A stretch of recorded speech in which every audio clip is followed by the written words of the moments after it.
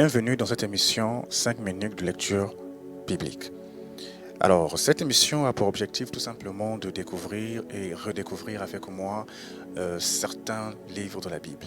Si j'ai mis cette émission en place, c'est parce que je connais l'importance en tant que chrétien de connaître sa Bible et de la lire régulièrement.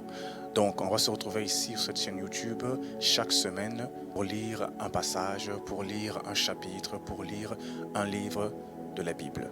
Alors, ça va être à chaque fois 5 minutes de lecture biblique, pas plus, pas moins.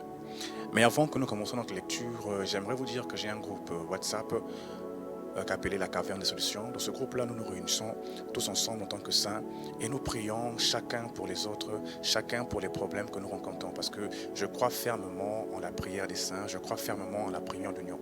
Vous savez, si le Saint-Esprit est descendu dans la chambre haute, c'est parce que les saints, tous ensemble, tous unis, étaient en train de prier et persévérer. Et même, on a un grand témoignage de la Bible, Pierre a été libéré de la prison parce que des saints, tous unis ensemble, ont persévéré dans la prière et l'ange a libéré Pierre de la prison. Alors, je crois fermement dans mon esprit que si pour Pierre ça peut se passer, pour toi ça peut le faire.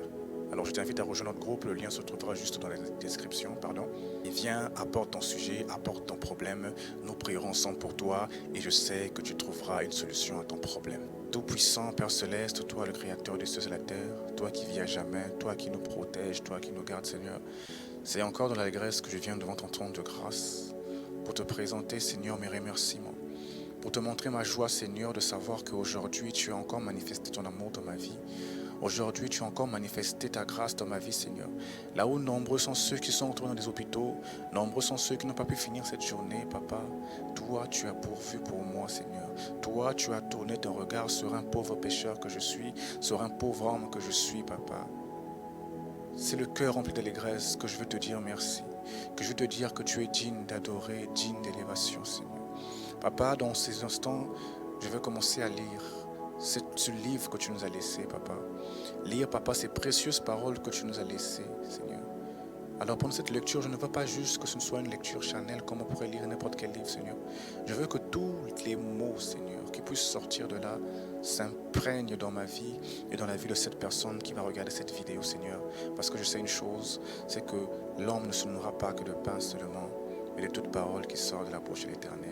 Alors je sais que ce que nous allons lire aujourd'hui va fortement nourrir notre esprit, Seigneur. Dispose nos cœurs, dispose nos pensées, afin que ce moment ne soit pas juste un moment de perte de temps, mais un moment où tu nous visites sincèrement. Par le nom puissant de Jésus-Christ que je prie avec action de grâce. Amen. Alors aujourd'hui, nous allons aller dans le livre de Galates. Donc je vais mettre mes 5 minutes dans mon téléphone pour ne pas déborder. Et voilà.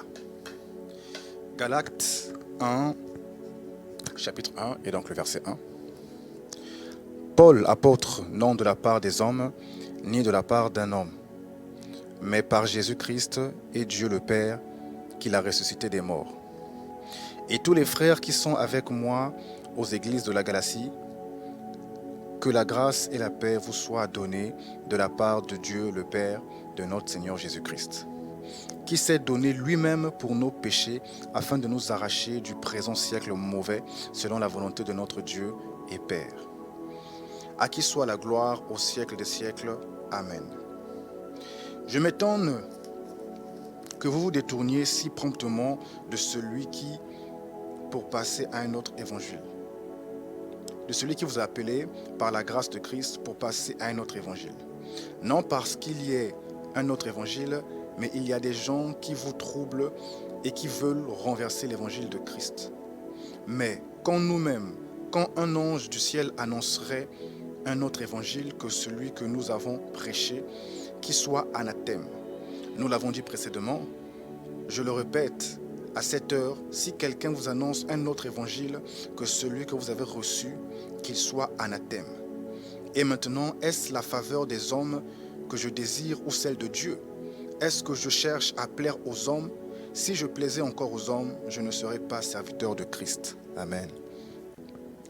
Je vous déclare, frères, que l'évangile qui a été annoncé par moi n'est pas de l'homme, car je ne l'ai ni reçu ni appris d'un homme, mais par la révélation de Jésus-Christ.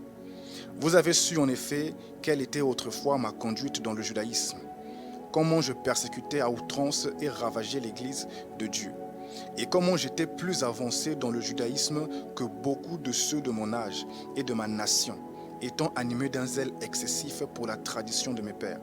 Mais lorsqu'il plut à celui qui m'avait mis à part dès le sein de ma mère et qui m'a appelé par sa grâce de révéler en moi son Fils afin que je l'annonçasse parmi les païens, aussitôt je ne consultais ni la chair ni le sang.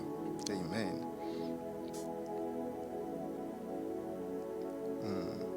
Et je ne montai point à Jérusalem vers ceux qui furent apôtres avant moi, mais je partis pour l'Arabie, puis je revins encore à Damas.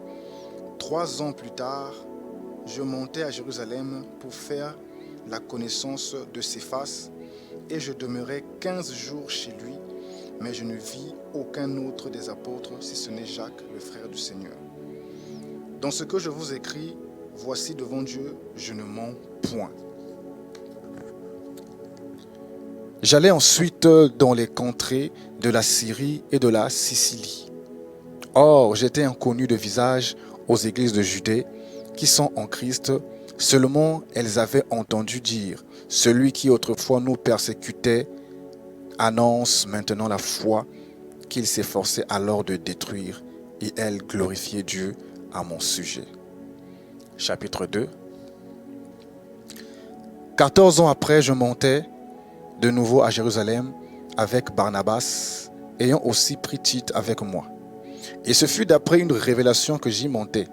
Je leur exposais l'évangile que je prêche parmi les païens.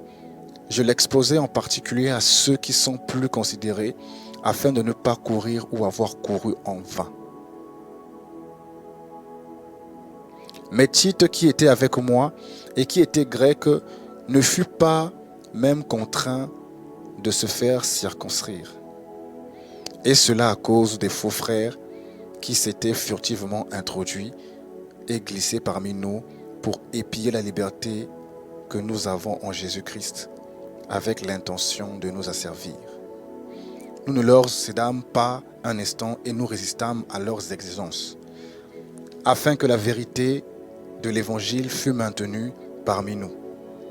Ceux qui sont plus considérés qu'elles aient été jadis, cela ne m'importe pas. Dieu ne fait point exception des personnes. Ceux qui sont les plus considérés ne m'importaient rien. Au contraire, voyant que l'évangile m'avait été confié pour les incirconcis, comme à Pierre pour les circoncis, car celui qui a fait de Pierre l'apôtre des circoncis a aussi fait de moi l'apôtre des païens. Et ayant reconnu la grâce qui m'avait été accordée, Jacques, Céphas et Jean, qui sont regardés comme des colonnes, me donnèrent à moi et à Barnabas la main d'association, afin que nous allassions nous vers les païens et eux vers les circoncis.